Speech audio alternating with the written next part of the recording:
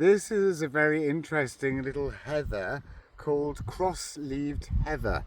I always just call it bog heather because unlike the other heathers, this one only grows in boggy areas. And you can see the ground here is pretty squishy. And just behind there you can see like a peat bog there with all the sphagnum moss and the cotton grass and the insect-eating plants and everything. And then this stuff here is smaller than the other heathers. It just creeps along. It's like a little perennial plant, little woody perennial, just like the other heathers, and it just creeps along, roots in, doesn't get very big. And you only ever see it like this growing in amongst the grasses.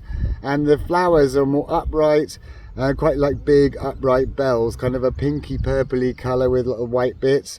And I haven't seen anything telling me I can eat these flowers, because the other heathers you can eat the flowers, but I'm not sure about these. If anyone knows if you can eat them or not, please do say.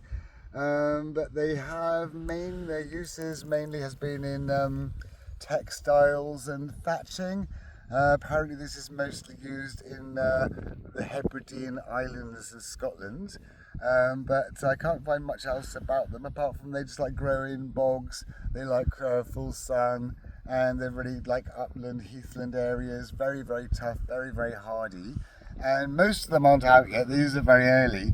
But if you like walking around in a bog in the late summer, you see a load of them, and they are sort of very dramatic. And you sort of think it's doesn't sort of look right a heather growing in a bog, but this is of course that bog heather, so it's perfectly suited to here.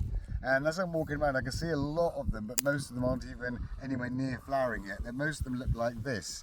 You see where they're just not out yet.